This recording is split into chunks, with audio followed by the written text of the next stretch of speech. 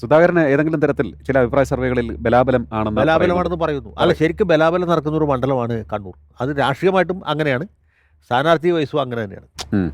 ശരിക്കും വലിയൊരു മത്സരം നടക്കുന്ന മണ്ഡലം കണ്ണൂരാണ്. കാരണം വെച്ചാൽ കണ്ണൂരിൻ്റെ ഇരിക്കൂർ കണ്ണൂർ എന്ന് പറഞ്ഞാൽ, അല്ല ഇരിക്കൂർ, അതുപോലെ പെരാവൂർ കുടിയേറ്റ മേഖലകളാണ്. അവരൊക്കെ കോൺഗ്രസ്സുകാരാണ്.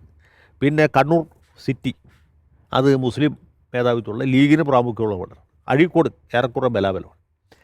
പിന്നെ മട്ടന്നൂർ പോലെയുള്ള മണ്ഡലങ്ങളുണ്ട്. ധർമ്മടമുണ്ട്.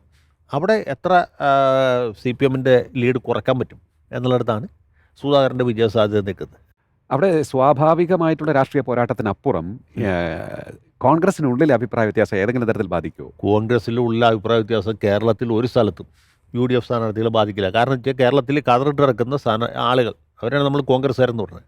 അവർ മിക്കവാറും 90 അല്ലെങ്കിൽ 95% പേരും അതാത് പാർട്ടിയുടെ സ്ഥാനാർത്ഥിക്ക് എതിരെ വോട്ട് ചെയ്യുന്നവരാണ്. ഈ തെരഞ്ഞെടുപ്പിൽ മാത്രമല്ല, എല്ലാ തെരഞ്ഞെടുപ്പിലും സാധാരണ ചെയ്തുകൊണ്ടിരിക്കുന്ന ഈ കതറിട്ട് കിടക്കുന്ന ആൾക്കാരുണ്ടല്ലോ, അവരൊരിക്കലും ഒരു കാരണവശാലും കോൺഗ്രസ്സിന് വോട്ട് ചെയ്യില്ല. ആരെ എതിർ സ്ഥാനിച്ചാൽ അയാൾക്ക് വോട്ട് ചെയ്യും. ഇപ്പോൾ തിരുവനന്തപുരത്തുള്ള എല്ലാ കതറന്മാരുടെയും വോട്ട് BJP-ക്കാർ വോട്ട് ചെയ്തില്ലെങ്കിൽ പോലും രാജീവ് ചന്ദ്രശേഖറിന് കിട്ടും.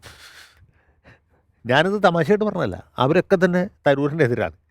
അത് സാധാരണ സംഭവിക്കുന്നത്. അതുകൊണ്ട് നമ്മൾ കണക്കാക്കേണ്ട കോഴിക്കോട് മണ്ഡലത്തിൽ നോക്കിയാൽ മതി. കോഴിക്കോട്ടുള്ള മിക്കവാറും എല്ലാ കോൺഗ്രസ്സുകാരും MK രാഘവൻ്റെ പരാജയവും പതനം ആഗ്രഹിക്കുന്നവരാണ്.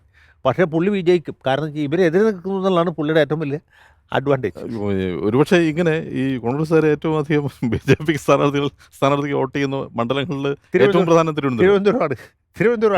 അത് BJP-യോടുള്ള സ്നേഹം കൊണ്ടല്ല, ഈ സ്വന്തം സ്ഥാനാർത്ഥി തോറ്റു കാണുന്നുള്ള ഉത്കടമായ ആദ്യത്തെ തവണ മത്സരിച്ചപ്പോൾ അന്ന് മുതലെതിരാണ്. അപ്പോൾ ഇപ്പോൾ തിരുവനന്തപുരത്തെ ട്രെൻഡ് വെച്ച് നോക്കുമ്പോൾ അഭിപ്രായ സർവേകളിൽ തരൂരിന് മുൻതൂക്കം പ്രവചിക്കുന്നുണ്ട്. എങ്ങനെയാണ് ഇപ്പോഴത്തെ പൊതുവിൽ നമ്മൾ അങ്ങ് നേരത്തെ പറഞ്ഞതുപോലെ വെച്ച് നോക്കുമ്പോൾ ഈ ട്രെൻഡിനെ നമുക്ക്, അല്ലെങ്കിൽ ഈ അഭിപ്രായ സർവേയെ വിശ്വസിക്കാൻ സാധിക്കുമോ? തിരുവനന്തപുരത്തെ അഭിപ്രായ സർവേ നമുക്ക് ഒരു പരിധി വരെ വിശ്വസിക്കാം. എങ്ങനെയെന്നറിയോ, UDF ജയിക്കുമെന്ന് ഇവർ ഉറപ്പിച്ച് പറയുന്ന മണ്ഡലങ്ങൾ ഏറെക്കുറെ എല്ലാം ഒന്ന് തന്നെയാണ്. വലിയ വ്യത്യാസം പറയുന്ന മണ്ഡലങ്ങൾ, ഉദാഹരണത്തിന് കാസർഗോഡ് ഉണ്ണിത്താൻ സെറ്റിൽ ചെയ്തു, കൺസോൾഡേറ്റ് ചെയ്തു. പിന്നെ വയനാട് നേരത്തെ തന്നെ കോൺഗ്രസ്സാണ്. കോഴിക്കോട് രാഘവൻ കൺസോൾഡേറ്റ് ചെയ്തു, അതും ഇനി വലിയ തർക്കത്തിന് ഇടയില്ല. മലപ്പുറവും പൊന്നാനിയും പ്രത്യേകം ചർച്ച ചെയ്യേണ്ട ആവശ്യമില്ല. പിന്നെ തർക്കത്തിലുള്ള 2 മണ്ഡലങ്ങൾ, ഒന്ന് ആലത്തൂരും പാലക്കാടുമാണ്, 2 മണ്ഡലങ്ങൾ. പിന്നെ ഒന്ന് കണ്ണൂരാണ്.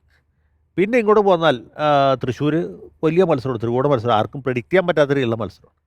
ചാലക്കുടിയിൽ ഈ പറഞ്ഞ പോലെ ചെറിയ ഒരു ബുദ്ധിമുട്ട് 2020 ഒക്കെ ആയിട്ട് ഉണ്ടാക്കിയിട്ടുണ്ട് എന്നുള്ള ഒഴിച്ചാൽ അതും കോൺഗ്രസ് മണ്ഡലമാണ്. എറണാകുളത്ത് യാതൊരു തർക്കത്തിനും അവകാശമില്ല. 7 മണിക്ക് 8 മണിക്ക് വോട്ടെണ്ണ തുടങ്ങി 7:45 തന്നെ ജയിക്കുന്ന സ്ഥാനാർത്ഥിയാണ് അവിടെ കോൺഗ്രസ് നിർത്തിയിട്ടുള്ളത്.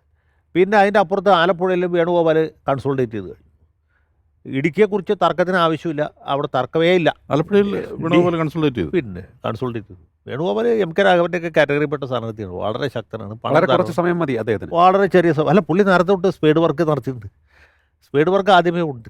പുള്ളി സ്ഥാനാർത്ഥിയായിട്ട് ഇപ്പോഴേ അവതരിച്ചു എന്നുള്ളൂ. പുള്ളിയുടെ സാന്നിധ്യം അവിടെ നേരത്തെ തൊട്ടുണ്ട്. അല്ല, അവിടെ നിന്നുള്ള റിപ്പോർട്ടുകൾ പ്രകാരം പുള്ളി മണ്ഡലത്തിലില്ല. അതിന് വേണ്ട ആളുകളൊക്കെ പുള്ളി അവിടെ നേരത്തെ ഏർപ്പാടാക്കി വെച്ചത്. രാഹുൽ തിരക്കത്തിന്റെ ഇടയിൽ LDF കച്ചത്തുരുമ്പായിട്ട് പിടിച്ചു. വേണു ഇല്ലാത്തതുകൊണ്ടാണ്. വേണുമില്ലായിരുന്നു. ഇത് ആലപ്പുഴയും ഇല്ലെങ്കിൽ ഇനി ഷാനിമോൾ ജയിക്കരുതെന്ന് നിർബന്ധമുള്ള ആൾക്കാരുടെ കൂട്ടത്തിൽ ഒരു പക്ഷേ വേണു ഉണ്ടായി കാണും. കാരണം പുള്ളി താൽക്കാലികമായിട്ടാണല്ലോ ഇപ്പൊ കൊല്ലത്ത് പ്രേമേന്ദ്രൻ സെറ്റിൽ ചെയ്തു.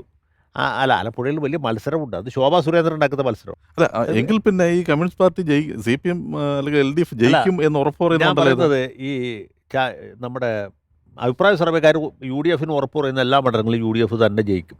കൊല്ലമടക്കം, കോഴിക്കോടും കാസർഗോഡും അടക്കം അത് UDF ജയിക്കുകയുള്ളൂ, അതിൽ തർക്കമില്ല.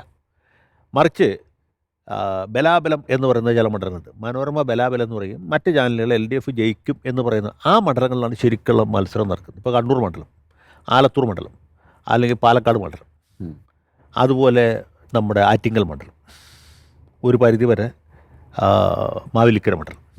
പിന്നെ ആർക്കും പ്രെഡിക്റ്റ് ചെയ്യാൻ പറ്റാത്ത 2 മണ്ഡലങ്ങൾ, ഒന്ന് തിരുവനന്തപുരം, ഒന്ന് തൃശ്ശൂരാണ്. അത് BJP-യുടെ സവിശേഷമായ സാന്നിധ്യം, സ്ഥാനാർത്ഥികളുടെ ശക്തി, പണം, വലിയ മത്സരത്തിലെ സ്ഥാനാർത്ഥികളെ പിന്നെ നോക്കിയാൽ ഇതിൽ ആര് തോറ്റാലും അവർക്ക് പല തരത്തിലുള്ള രാഷ്ട്രീയ ക്ഷീണം വരുത്തുന്ന ആൾക്കാരാണ് ആറ്റിങ്ങൽ മത്സരം. അതെ, ആറ്റിങ്ങൽ ഒരാൾ കേന്ദ്രമന്ത്രിയാണ്. അതെ, മറ്റേ ആള് പിന്നെ MLA ആണ്, സെക്രട്ടറി, പാർട്ടി ജില്ലാ സെക്രട്ടറിയുമാണ്. കോൺഗ്രസിനെ സംബന്ധിച്ചുള്ള ഏറ്റവും ശക്തനായ ആളാണ് അടൂർ പ്രകാശ്. അതെ, എല്ലാ രാഷ്ട്രീയ തന്ത്രങ്ങളും തെരഞ്ഞെടുപ്പ് അറിയാവുന്ന തന്ത്രങ്ങളുടെ ആളാണ്. അതെ. ഇപ്പം മുരളീധരനെ സംബന്ധിച്ച് ഇപ്പം നേരത്തെ ശോഭാ സുരേന്ദ്രൻ അവിടെ മത്സരിച്ചിട്ടുള്ളത് കൊണ്ട് ആ ഇതിൽ എന്ത് വ്യത്യാസമാണ് എത്ര വരുന്നത് വോട്ട് എന്നുള്ളത് കുറഞ്ഞാലും മുരളിക്ക് ക്ഷീണമാണ്. ക്ഷീണമാണ്, വലിയ ക്ഷീണം. അവിടെ പാർട്ടിക്ക് അകത്തുള്ള ക്ഷീണമാണ്, പുറത്തുള്ള ക്ഷീണം വേറെ.